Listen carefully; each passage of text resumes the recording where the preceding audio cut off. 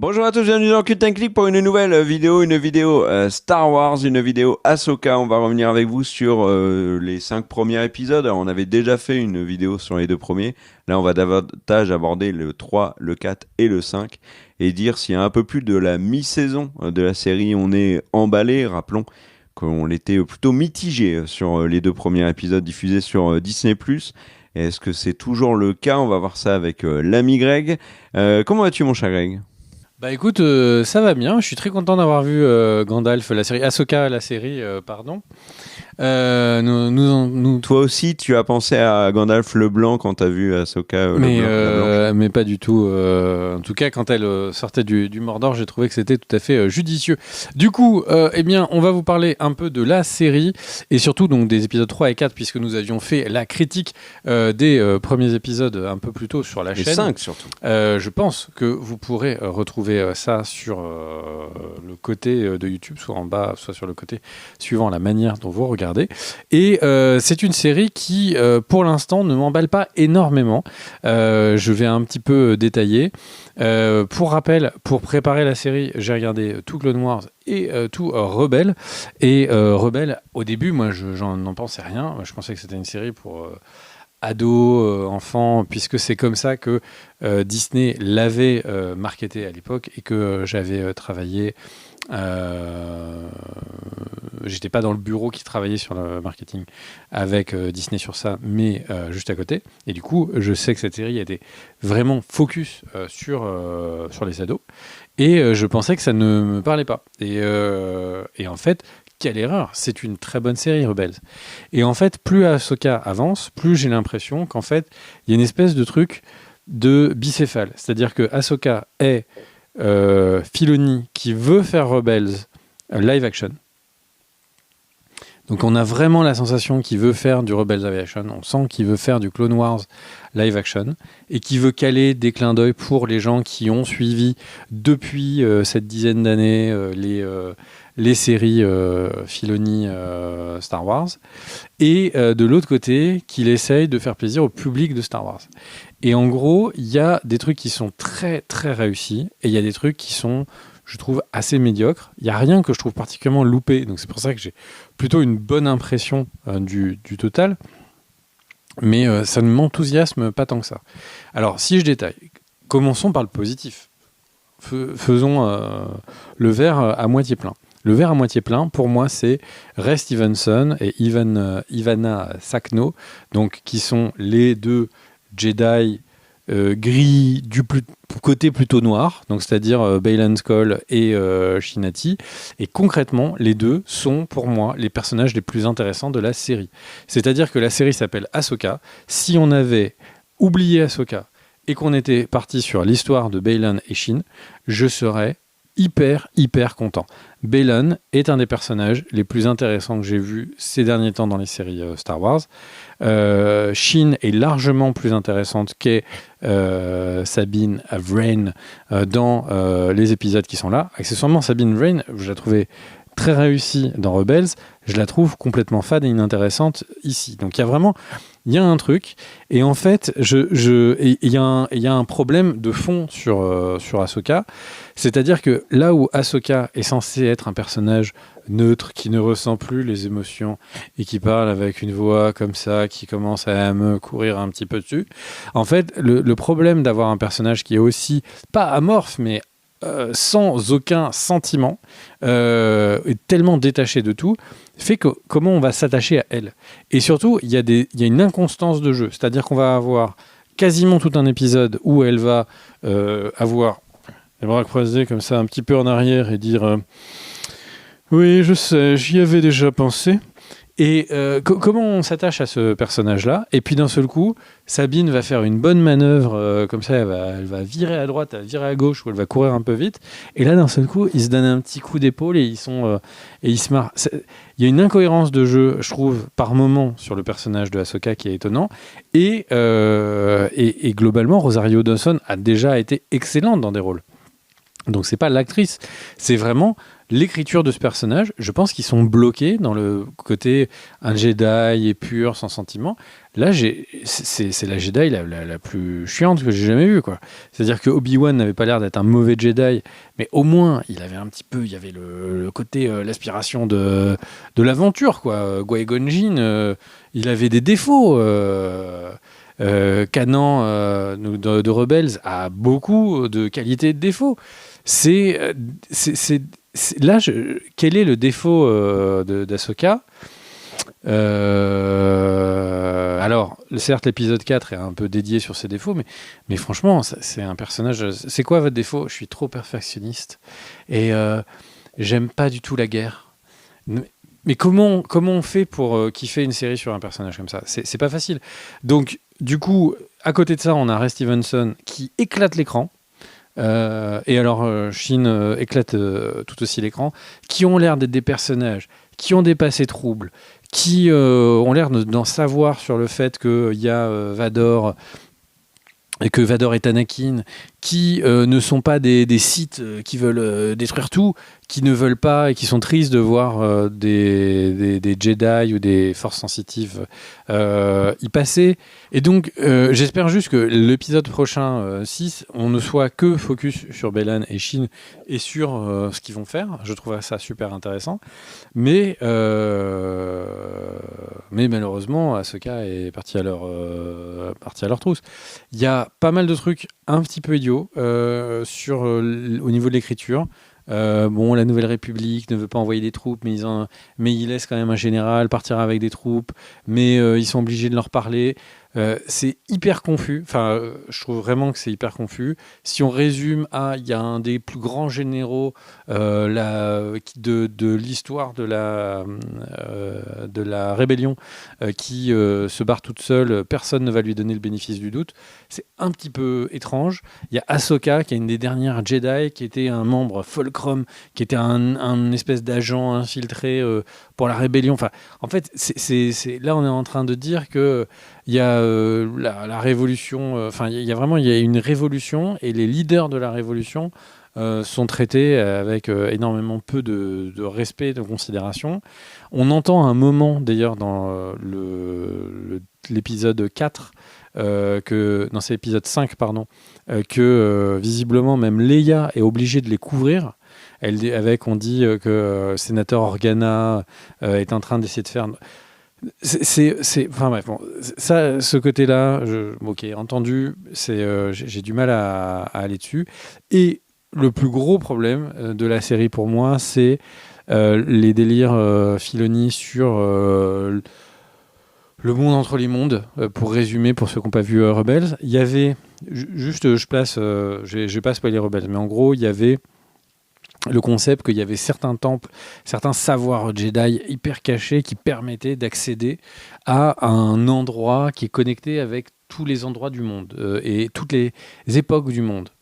C'était des temples avec des portes où c'était pas clair, est-ce que c'est des voyages dans le temps, pas des voyages dans le temps, bon ok. Et là, moi, ça m'avait pas plu parce que j'ai pas envie de voir du voyage dans le temps dans Star Wars. Et il y avait vraiment des personnages qui avaient un impact sur des scènes du passé, et je trouvais ça très étrange. Et hop, la porte est fermée, on n'en parle plus, il n'y a plus aucune production Disney qui en parle et tout. Là, Ahsoka, dans l'épisode 5, fin d'épisode 4, elle tombe à l'eau. Et épisode 5, elle est... c'est quoi ce délire? Elle est dans le monde entre les mondes, mais en fait, elle est juste dans sa tête. Mais j'ai trouvé... Alors, le truc, c'est que peut-être que c'est moi, peut-être que vous allez avoir un avis très défini, et je vous invite à vraiment le mettre dans les commentaires. Mais en fait, il y a cet épisode 5, j'ai trouvé extrêmement confus dans son propos. Il est encore plus confus avec ce truc de ils sont dans le monde entre les mondes, avec le fait qu'on voit Anakin qui lui parle. Est-ce qu'on a vu Ahsoka voyager dans le monde entre les mondes? Ça paraît peu logique puisque elle n'a pas voyagé à travers un portail. Elle a l'air de juste avoir déliré sous l'eau. Est-ce que c'est vrai ou est-ce que c'est faux ce qu'on a vu? Est-ce que c'est un rêve ou pas? Ça, on n'en sait rien du tout. Sauf que comme le fils de de Hera a entendu des sabres, on peut imaginer que oui, mais tout est extrêmement confus en fait dans le propos. Et la finalité, c'est que l'épisode s'appelle le Shadow Warrior, le guerrier de l'ombre. Qui est le Shadow Warrior ? Moi, j'ai pas la réponse. J'ai regardé beaucoup de sites d'explications, beaucoup de vidéos, de trucs. Il n'y a rien qui a l'air d'être clair. Il n'y a rien que je vois en mode très, on va dire, raisonné. Et donc, au final, donc, le titre de l'épisode, je ne suis pas sûr de l'avoir vraiment compris. Est-ce que c'est Anakin en Force Ghost, etc. Je ne sais pas. Quelle était la leçon de cet épisode ? C'est-à-dire que Anakin lui dit, tu n'as pas terminé ton entraînement, je vais t'apprendre, il faut que tu choisisses entre vivre ou mourir. Et tout ça, c'était pourquoi ? Pour lui redonner envie de vivre ? Non, elle n'avait pas l'air de vouloir mourir, donc c'était pour lui donner envie de combattre. Et c'est ça, et le fait d'avoir retrouvé l'envie de se dire, mais vivre, c'est combattre, c'est ça qui fait qu'elle devient Gandalf le Blanc à la fin de l'épisode. Si c'est ça, c'est vraiment très léger en fait. Et elle a vécu, elle a projeté son esprit dans le continuum espace-temps pour comprendre que c'est pas mal de vivre. Enfin, j'ai juste eu l'impression que Filoni voulait nous placer le monde entre les mondes dans la série Ahsoka, à peu près à milieu de saison, épisode 5. Et nous montrer des scènes de Rebels. Je n'ai vraiment pas vu un vrai discours, un vrai apprentissage mystique. Le propos est en vrai, en termes de propos, j'ai trouvé ça extrêmement faible. Il faut qu'Ahsoka accepte de combattre pour survivre.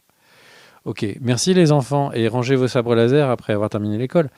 C'est, ouais, je suis vraiment pas acquis. Et je reviens sur le côté positif. C'est très cool de voir des scènes de Clone Wars en vrai. C'est très cool de voir Anakin en vrai. Je viens sur les trucs négatifs. En fait, dans Clone Wars et dans Rebels, enfin dans Clone Wars, j'ai jamais réussi à câbler sur le fait que Anakin a une padawan qui s'appelle du coup Ahsoka, et que dans les films, on l'ait jamais vue et qu'elle soit jamais mentionnée. Et donc quand tu regardes La Revanche des Sith, en fait, Anakin, il a encore l'air d'être jeune, impulsif, de faire des erreurs. Il est pas du tout, il est jamais mentionné, il est jamais montré qu'il aurait pu avoir la sagesse de quelqu'un qui va apprendre à quelqu'un d'autre. Et l'explication dans Clone Wars était un petit peu, j'ai trouvé un peu facile. Ils étaient là pour caser une autre Jedi dans l'équation. Et là, de le voir en vrai, ce moment-là, et Snips, en vrai, ça m'a encore plus rappelé à quel point je trouve que ça ne marche pas avec les films, qui pour moi restent les canons les plus importants. Ça n'enlève rien à Clone Wars, qui a beaucoup de moments exceptionnels, mais là, de le montrer en vrai, j'ai de nouveau eu cette distanciation de me dire... jamais Anakin qu'on voit dans le film 3 peut être le mentor de Ahsoka, j'y crois pas. Et donc voilà, il y a eu des clins d'œil avec Rex, il y a des clins d'œil avec les clones, il y a le combat à Mandalore avec Darth Maul qui était présent. Ça, c'est des clins d'œil que seuls ceux qui ont vu Clone Wars peuvent avoir. Il y a beaucoup de trucs qui sont très cool. On donne beaucoup de biscuits, mais vraiment beaucoup de choses confuses. Et il manque un truc. Cette série, elle est trop aseptisée. Il manque un truc, et ça ferait peut-être une très bonne série.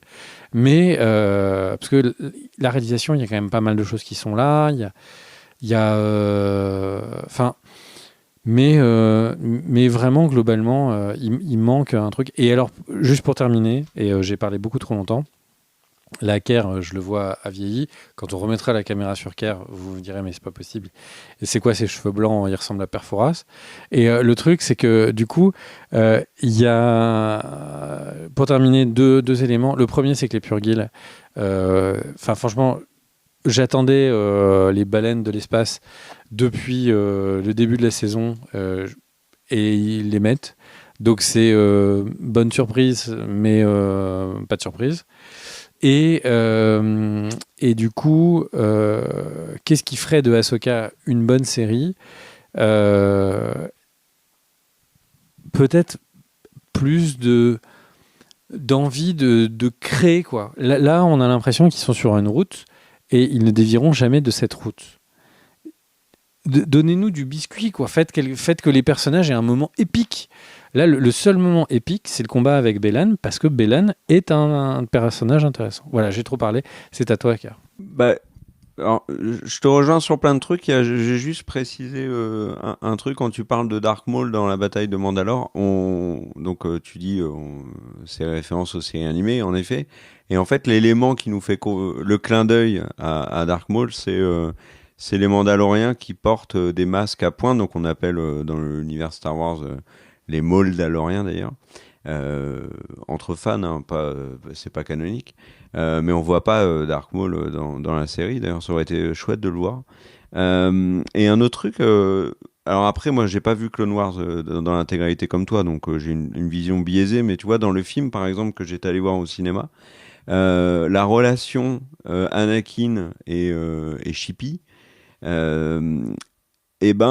c'était pour moi une relation d'un très jeune adulte avec une ado, tu vois, un adolescent et une ado. Et pas un mentor. Et c'est pour ça que, enfin, de mémoire, Obi-Wan était plutôt là pour chaperonner un peu Anakin et un petit peu aussi Ahsoka, euh, parce que les deux étaient un peu en roue libre, etc. Petite anecdote avant de donner mon avis, c'est l'actrice qui joue Ahsoka jeune, c'est l'actrice qu'on a vue cette année dans Barbie, et c'est l'actrice qui jouait Gamora dans Infinity War. Donc à 16 ans, elle a déjà un sacré CV. Elle s'appelle Ariana Greenblatt et on l'a vue cette année dans 65 avec Adam Driver. Et pour ce qui est de mon avis sur ces 5 premiers épisodes, parce qu'on peut englober les 2 premiers, mais surtout sur les 3, le 3, le 4, le 5, il y a un emballement visiblement des fans, et notamment sur le dernier épisode qui m'a échappé. Ça, j'expliquerai pourquoi. Je te rejoins sur à peu près tout. Euh, je trouve que le personnage d'Ahsoka est moins antipathique qu'elle l'était dans les 2 premiers épisodes, mais elle n'est pas assez développée. Hera, c'est un peu mieux, mais c'est pas non plus incroyable. Sabine, j'ai toujours beaucoup de mal. Alors moi, j'ai pas vu Rebels, mais j'ai lu beaucoup de choses sur Sabine et tu m'en as parlé, surtout beaucoup en off. Et je savais depuis longtemps et depuis le début de Mando que Sabine est un personnage majeur de l'univers Filoni et donc de l'univers Star Wars et que c'est tout sauf une novice. Et là, la série continue de la présenter comme une novice. Il y a des trucs qui ont littéralement pas de sens. On en a parlé en off. Là, tu l'as parodie, je vais en profiter. Mais dans l'épisode 4, quand Ahsoka se bat contre le Jedi masqué, enfin alors c'est pas le Jedi gris, on sait pas ce que c'est, donc on va dire un Jedi gris, ce sera plus simple, de masquer, qu'elle le bousille totalement après qu'il ait fait le tourbillon en mode Kikoulol, et qu'elle le bousille, il lui fallait littéralement 10 secondes pour aller libérer Sabine de son combat, alors que c'était contre une personne qui l'avait blessée et laissée pour morte, juste un épisode avant, tu vois, ou 2 épisodes avant. Ça, c'est complètement incohérent. Dans l'épisode 3, il y a quand même la scène où Ahsoka sort du vaisseau pour se battre sur le vaisseau et taper des vaisseaux ennemis en plein vol. Là, moi, j'ai complètement bugué. Je me suis dit, mais une scène comme ça, j'avais jamais vu ça dans Star Wars. C'est presque du niveau de Leia qui sort sans combinaison dans l'espace dans le film de Rian Johnson. Hein, enfin bref, et l'épisode 4, j'ai trouvé quand même beaucoup plus réussi, notamment parce qu'il y a Bell and Skull. Et alors ça, c'est le positif. Bon, je pars un peu dans tous les sens, mais le positif, c'est vraiment Ray Stevenson. Il est exceptionnel dans cette série. C'est un acteur qui est décédé il y a peu de temps, qui faisait partie de mes acteurs préférés depuis Rome et dont j'aimais suivre la carrière. Euh, on en parlait en off tous les deux, mais on disait, mais quel dommage de ne pas pouvoir en profiter encore plus dans Star Wars, et en profiter tout court d'ailleurs, de Ray Stevenson. Mais c'est clair que s'il n'était pas décédé, qu'il avait eu ce rôle-là, j'aurais eu envie de le revoir et de le revoir, parce que c'est un personnage qui est... ce Belen Skull, il est très intéressant, et pour le coup, tu vois, sa Padawan, je la trouve beaucoup moins nuancée que lui. Lui, il est très clairement au-dessus. Tu vois le personnage de... J'ai plus le nom, je suis désolé. De Morgane, elle est constamment dans la série, elle est toujours pareille. Elle est debout, elle regarde depuis son vaisseau, elle donne les ordres, elle est toujours pareille. Mais Belen Skull, il apporte vraiment, vraiment plus. Et, mais là, moi, où j'ai un problème sur la série, c'est que je trouve que elle nous raconte finalement pas grand-chose. Si on fait le bilan concrètement de l'avancée de l'intrigue, l'épisode 3 ne nous apprend rien qu'on ne savait nous déjà. Et ça, c'est un énorme problème. C'est une poursuite en vaisseau, c'est une baston, point barre. Et au niveau de l'intrigue, pour nous, ça n'a pas avancé d'un iota. Dans l'épisode 4, alors oui, il y a des choses qui avancent, ok, très bien, mais c'est pas non plus incroyable. Je pense que le 3 et le 4 auraient pu être le même épisode sans aucun problème. Et l'épisode 5, moi j'ai toujours... t'as parlé du monde entre les mondes, en disant qu'on savait pas vraiment si elle avait rêvé, etc. Bon, visiblement, elle a pas rêvé, puisque le gamin les entend se battre, mais ça manque vraiment de clarté. Et je pense que si t'as pas vu Rebels, t'es complètement paumé. Et il y a beaucoup d'œuvres qui ont cette tendance à nous envoyer dans des espèces de mondes alternatifs où le héros va rencontrer une personne de son passé, vivre une épreuve qui va la changer à tout jamais, et elle va en ressortir. En plus, Filoni assume complètement le fait qu'elle ressort blanc comme Gandalf, et du coup ça fait too much. Enfin, je vois, et j'ai vu des tonnes de commentaires de gens qui sont complètement dingues devant les plans avec Anakin. C'est vrai que c'est réussi. Les plans, cet épisode est très beau, il n'y a pas de souci, que ce soit avec les baleines ou avec Anakin, l'attaque de Mandalore, etc. Mais enfin, j'ai essayé de suivre et d'essayer de mettre du sens dans ce que je voyais. Et un coup, il y a Anakin qui t'explique, un coup il attaque, un coup il explique, un coup il attaque. C'était quoi la finalité? C'était Ahsoka, oui, en effet, elle veut pas faire la guerre. Ok, très bien. Elle veut pas être une machine de guerre. Elle veut être forte. Elle veut avoir la force. Mais pas faire ce pourquoi les Jedi sont formés. Ok, très bien. Ceci étant dit, j'ai pas moi l'impression que les Jedi ne faisaient que la guerre. Obi-Wan, il mène des missions diplomatiques. Et que ce soit dans Clone Wars ou dans Rebels, ils ont des missions... Enfin, Rebels, je sais pas, mais dans Clone Wars, ils ont des missions diplomatiques. Donc, au Yoda, on le voit se battre qu'une fois. Hein. Enfin, non, peut-être... si, on le voit se battre qu'une fois contre le comte Dooku. On le voit deux fois. Non, deux fois. Palpatine contre Palpatine aussi. Oui, contre Palpatine aussi, bien sûr. En fait, Anakin dit, et je pense que c'est symptomatique de beaucoup de choses que tu dis et que j'ai dit. Je pense qu'on se retrouve sur beaucoup de points. C'est qu'en fait, les Jedi que nous, on a connus dans épisode 4, 5, 6, quand on était jeunes, ils sont posés, c'est les chevaliers Jedi qui sont là pour mener des missions, etc. On vieillit un tout petit peu et on arrive sur la prélogie 1, 2, 3. Et on les voit sous un nouveau jour, quoi. Au début, on les voit comme un peu des missions diplomatiques, un peu trop mixées avec la politique, et on les voit en guerre, vite fait dans Clone Wars, et sur le début de la Revanche des Sith, et fin de la Revanche des Sith, c'est de nouveau des chevaliers Jedi dans le sens plus mystique du terme. Et en fait, il y a une autre génération qui ont commencé par la prélogie, dont ils ont vécu pendant toutes les années avec Clone Wars, et en fait, pour eux, Star Wars, c'est peut-être plus l'époque Clone Wars, où justement les Jedi sont des hommes de guerre. Et Ahsoka est l'exemple parfait. C'est une Jedi d'un temps de guerre, comme dit Anakin. Et en fait, du coup, j'ai l'impression qu'il y a une différence dans la vision, tu vois, qu'ont les Jedi sur ceux qui peut-être dont l'œuvre presque principale est Clone Wars, dans la durée qu'ils ont regardée. Et je trouve que ça donne aussi le là par rapport à la série. Je pense que cette série s'adresse particulièrement aux gens qui ont vu Clone Wars et Rebels, et les gens qui ne l'ont pas vu comme toi, qui ont vu des bouts, en fait, d'un seul coup, t'es pas inclus, quoi. T'es pas là pour être dans la danse. Le monde entre les mondes, si on n'en avait pas parlé, bonne chance à toi pour deviner ce que c'est, quoi.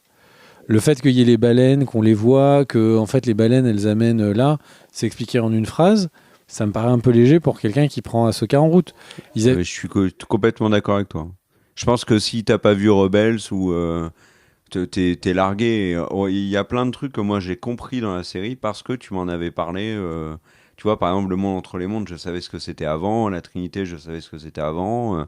Les baleines, je savais parce que déjà on les voit dans Solo, mais et puis je savais comment Thrawn partait puisque ils en parlent dans Mando, enfin ils parlent de Thrawn dans Mando, donc je m'étais intéressé au sujet sans avoir pris le temps de regarder Rebels, mais je suis d'accord avec toi, Filoni fait vraiment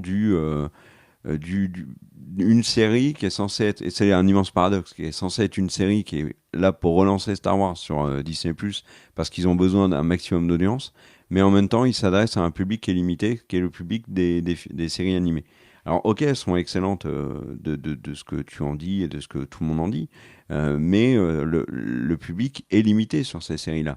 Rien que sur le fait que l'animation pour adultes, américaine notamment, limite énormément le public. Donc, je suis d'accord avec toi, mais il y a aussi un truc, tu vois, où alors je vais pas, c'est pas la même qualité, c'est pas le, mais tu vois, j'en parlais sur la vidéo sur One Piece. One Piece, ça te balance constamment des rebondissements, ça te fait avancer le schmilblick, t'as un épisode, il se passe plein de trucs, etc., etc. C'est bourré de défauts, on est d'accord. Mais il y a la série, elle la patate. Là, moi, regarder un épisode où, au niveau de l'intrigue, ça bouge pas d'un iota parce qu'on nous l'a dit dans l'épisode 2 ce qui allait se passer. Et dans l'épisode 3, les personnages le découvrent. Mais le problème, c'est que nous, on le savait déjà. Et que l'épisode, tu peux le résumer à... Bah, en fait, ils sont poursuivis en vaisseau. Et il y a juste Ahsoka qui sort sur le vaisseau pour mettre des coups de laser. C'est un résumé d'épisode qui est beaucoup trop rapide. Enfin, moi, l'épisode s'est terminé. Je me suis dit, ah ouais, bon... Bon, bah, il faut attendre une semaine pour voir la suite. Aurais-je envie de la voir? Et tu vois, c'est le truc, c'est le gros problème, je trouve, des séries Marvel et des séries Star Wars actuelles. C'est qu'il y a beaucoup d'épisodes ne m'intéressent pas plus que ça. Et c'est dommage parce que j'aime beaucoup Star Wars, mais là, c'est pas du très bon Star Wars. Et il y a un truc que j'aimerais voir avec toi, c'est comment t'imagines la fin. Moi, je te dis comment j'imagine les 3 derniers épisodes, ok? Et tu me dis si t'es d'accord et si t'as d'autres théories. Mon idée, alors c'est une théorie, on en a déjà parlé ensemble, c'est un truc qui m'a sauté aux yeux à la fin de l'épisode 4 et encore plus dans le résumé de l'épisode avant le début du 5. C'est Balon Skull qui dit à Sabine, on veut tous les deux la même chose, toi retrouver ton ami, donc Ezra, et moi faire le bien ou faire ce qui est juste. Et là, à ce moment-là, je me suis dit, en fait, Belan, il veut retrouver Thrawn pour le tuer. Et j'aimerais beaucoup, en fait, comment j'imagine la série, comment j'aimerais la voir, je pense que Belan va faire ça. Déjà, donc il va essayer de tuer Thrawn, il va pas réussir, il va se faire tuer par Thrawn. Thrawn va revenir parce que c'est gros comme une maison, c'est le méchant du Filoniverse, du Mandoverse qui se termine. Enfin, je pense que la mort de Thrawn, on l'aura dans le film de Filoni avec Mando, avec Ahsoka, avec Bo-Katan, etc. Euh, et, euh, et Ezra, par contre, je suis presque sûr qu'Ezra reviendra pas. Que Ezra est mort. En tout cas, l'idée d'un retour d'Ezra, d'un retour de Thrawn. Enfin, le retour de Thrawn, j'y crois, c'est sûr. Le retour d'Ezra, s'il revient, ça ferait trop happy end. Je pense que tu vois, c'est la quête de tous les personnages c'est un refus de deuil. Enfin, c'est un refus de la mort. Et ça serait bien qu'en fait, il y ait la brutalité du deuil, et que Sabine, Ahsoka et Hera acceptent, et qu'en fait, Ezra, pour des raisons X ou Y, ne revienne pas du tout dans la danse. Et qu'en fait ce soit les héros, quoi. Et je pense que ça sera ça, parce que ça serait cohérent. On aura Ahsoka, on aura Mando, qui font face à la menace incarnée par Thrawn dans le film. Comment tu imagines la fin, toi? Moi, j'imagine que la fin ne va pas être une fin. J'imagine que ça va terminer plus ou moins en cliffhanger. J'imagine que le dernier épisode, nous verrons l'équipage du Ghost, donc l'équipage de rebelles réunis, avec tout le monde, sauf Kanan qui était le Jedi, qui sera remplacé par son fils.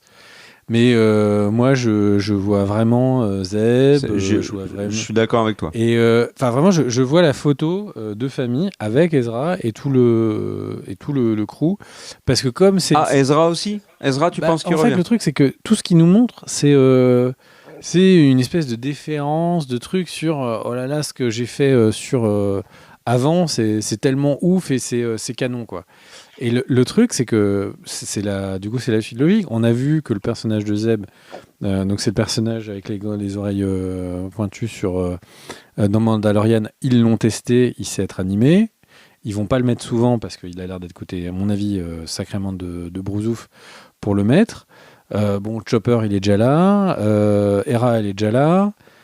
Sabine, elle est déjà là. Donc en fait, il nous reste Ezra et pour remplacer Kanon, son fils. Donc moi je crois bien. Ouais, mais je crois bien au retour d'Ezra. Mais qu'Ezra soit c'était obligé de Ahsoka partir. qui prenait la place d'Ezra. Je pense bien qu'en fait le truc c'est qu'Ezra il peut partir, il peut même partir dans le monde entre les mondes et il y a une suite en fait.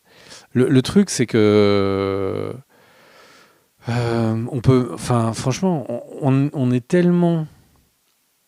Moi, j'aime pas du tout l'histoire des voyages dans le temps dans Star Wars, parce que là, en fait, la série sur le Jedi pendant la Haute République et les Sith pendant la Haute République, on pourrait même imaginer que Ezra les rejoint, quoi. Donc voilà. Déjà, moi, le fait que Thrawn et Ezra puissent survivre alors qu'ils étaient attachés autour des Purgils, complètement en contact avec l'espace et tout, je trouve ça fou qu'on puisse imaginer qu'ils les font revenir. Enfin bon, très bien.